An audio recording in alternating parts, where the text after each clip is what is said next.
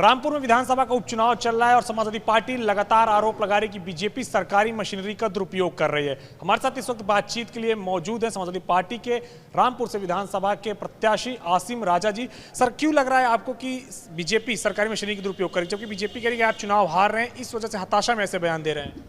नहीं, ये तो ज़मीन पर मौजूद हैं, इसके प्रमाण मौजूद हैं और पिछला लोकसभा चुनाव भी इसका प्रमाण मौजूद है। ये देखना चाहिए आपको भी, निर्वाचन आयोग को भी, कि शहर में सरकारी मशीनरी के इसी दुरुपयोग के कारण और आतंक के कारण नगर में 24% पोलिंग हुई। ये कितने शर्म की बात है प्रजातंत्र के लिए। सरकारी मशीनरी और वो पुलिस जो सुरक्षा देती है लोगों को इसलिए कि आज़ादी के साथ लोग अपना वोट डाल सकें, उनको वोट डालने से रोकती है। पिछले लोकसभा चुनाव का इतना कम मतदान, उपचुनाव का इतना कम मतदान यही दर्शाता है। और पुलिस ने अमलन ऐसा किया है, प्रैक्टिकली ऐसा किया है कि लोगों को वोट डालने से रोका है। भय का माहौल बनाकर, एक पक्षीय कार्रवाई कर पार्टी बनकर पुलिस ने लोगों को वोट डालने से रोका है। आज भी पुलिस समाजवादी पार्टी के कार्यकर्ताओं को परेशान कर रही है, उनके घरों पर जा रही है, लोगों को थाने बुला रही है, धमका रही है कि आप इलेक्शन में हिस्सा नहीं लेंगे, क्योंकि उन्हें पता है यहाँ बीजेपी जीत ही नहीं सकती। उनके पास एक ही रास्ता है कि सरकारी मशीनरी का दुरुपयोग करें, लोगों में भय का माहौल बनाएं और मतदान को प्रभावित करने का षड्यंत्र रचें। निर्वाचन आयोग में कल प्रोफेसर रामगोपाल यादव ने भी शिकायत की है। आपको लगता है कि कार्रवाई होगी और जो आरोप आप लगा रहे हैं इसके तथ्य आपने वहाँ पे दिए हैं? कार्रवाई होना चाहिए। हमने तो पूरे तथ्य यहाँ जो ऑब्जर्वर आए हैं उनके सामने भी रखें, आला अधिकारियों के सामने, जो जिला निर्वाचन अधिकारी हैं डीएम साहब, उनके सामने भी रखे हैं। और ये बार बार आग्रह हम शुरू से कर रहे हैं कि पुलिस को पार्टी बनने की ज़रूरत नहीं है और ना पुलिस का ये काम है कि वो लोगों को मतदान करने से रोके, ऐसे षड्यंत्र रचे, कभी पहचान पत्र के नाम पर, कभी एक्स्ट्रा पुलिस फोर्स के नाम पर, कभी लॉ एंड ऑर्डर के नाम पर। पुलिस का काम सिर्फ ये है कि मतदान केंद्रों के बाहर लॉ एंड ऑर्डर की स्थिति को देखे। अगर कहीं कहीं ऐसी स्थिति पैदा हो, सामान्य स्थिति है तो कोई मसला नहीं है, पुलिस का काम है कि मौजूद रहे ताकि कोई समस्या पैदा ना हो। लेकिन पुलिस रामपुर की मतदान केंद्र पर कब्जा कर लेती है और जो पैरामिलिट्री होती है वो भी मतदान केंद्र के अंदर रह जाती है, पूरा घेर लेती है पुलिस और लोगों को वोट डालने से रोकती है। जो आरोप आप लगा रहे हैं, इस आरोप के बीच में क्या आपको लगता है कि आप चुनाव जीत पाएंगे? चुनाव तो जीतेंगे, क्योंकि अपार समर्थन है ना, अपार समर्थन है। आजम खान साहब का शहर है और लोगों के दिलों में आजम खान साहब की मोहब्बतें हैं, उनका काम है, 50 साल का उनका रामपुर से राजनीतिक रिश्ता है, उनकी मजबूत कर्मभूमि है, जन्मभूमि है। 10 बार यहाँ से विधायक हैं लगातार, वो 11वीं बार भी वही चुने जाएंगे। इनका षड्यंत्र है कि उसको प्रभावित करें, लेकिन जनता होने नहीं देगी।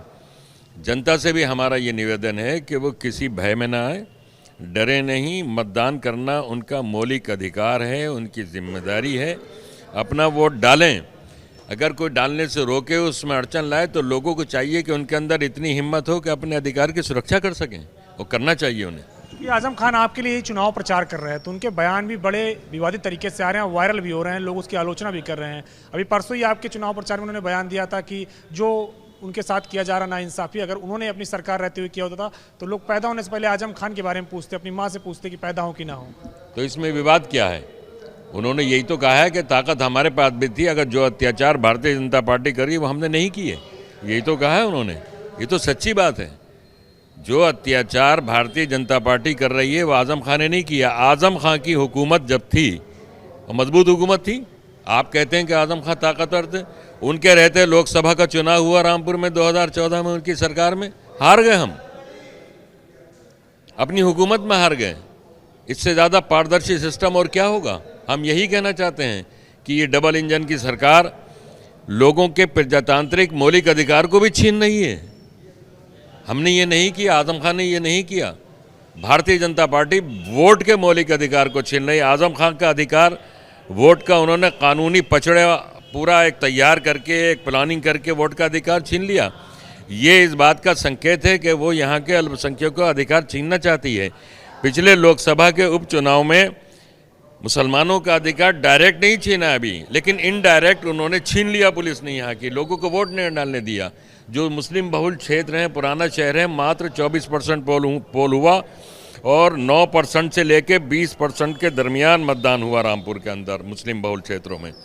इसका इलेक्शन कमीशन को नहीं देखना चाहिए कि इतना कम मतदान केंद्र क्यों हुआ, और जिन पुलिस अधिकारियों की प्रशासन की मौजूदगी में इतना कम मतदान, इतना बड़ा षड्यंत्र रामपुर में हुआ, प्रजातंत्र के साथ इतना बड़ा आपराधिक खेल हुआ, वही अधिकारी आज भी मौजूद हैं।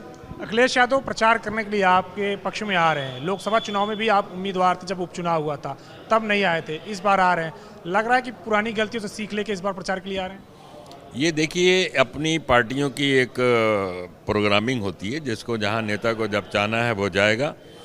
आज उसकी महत्ता उन्होंने समझी है कि वो आ रहे हैं, और उस वक्त उनकी कुछ और मसरूफियात रही होंगी, लेकिन अब वो आ रहे हैं। और आज़म खां तो रामपुर के लिए तो आज़म खां बड़े स्टार प्रचारक हैं, आज़म खां का घर है ये, आज़म खां की कर्मभूमि है। वो आ रहे हैं, आज आ रहे हैं। एक आखिरी सवाल है, क्या आपको लगता है कि अगर उपचुनाव में जब आप प्रत्याशी बने थे, अखिलेश आते, तो परिणाम कुछ और होता है? लोकसभा के उपचुनाव में नहीं, परिणाम तो बहुत अच्छा होता, और अगर यहाँ की पुलिस और प्रशासन ये हरकत नहीं करता, लोगों को वोट डालने से नहीं रोकता, तो हम उसी टाइम 1 लाख से ज़्यादा वोटों से वो सीट जीतते। आप बताइए ना कि 24% मतदान हुआ यहाँ रामपुर में, नगर में, तो इतना बड़ा षड्यंत्र है।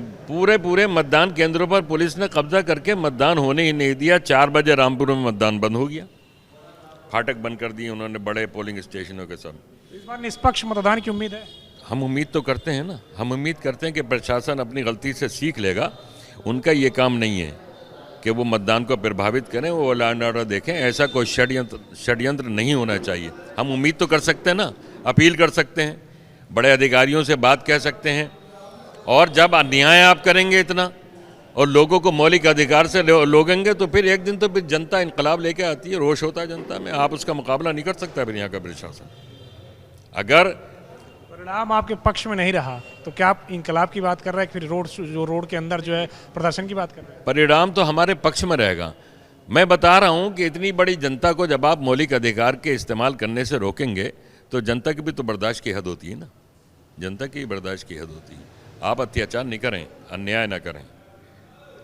शुक्रिया। हमसे बातचीत करेंगे ये आसिम राजा, जो कि समाजवादी पार्टी के उम्मीदवार हैं रामपुर शहर सीट से, और लगातार वो कह रहे हैं कि यहाँ का जो प्रशासन है कहीं ना कहीं वो बीजेपी की सपोर्ट कर रहा है, और इसकी इन लोगों ने शिकायत भी की है निर्वाचन आयोग, चाहे वो लखनऊ में हो या फिर दिल्ली में हो। अब देखना है कि जब 5 तारीख को मतदान होता है तो क्या कुछ तस्वीरें निकल के सामने आती है।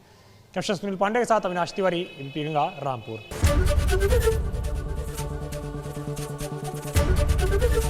एबीपी गंगा, खबर आपकी, जुबान आपकी।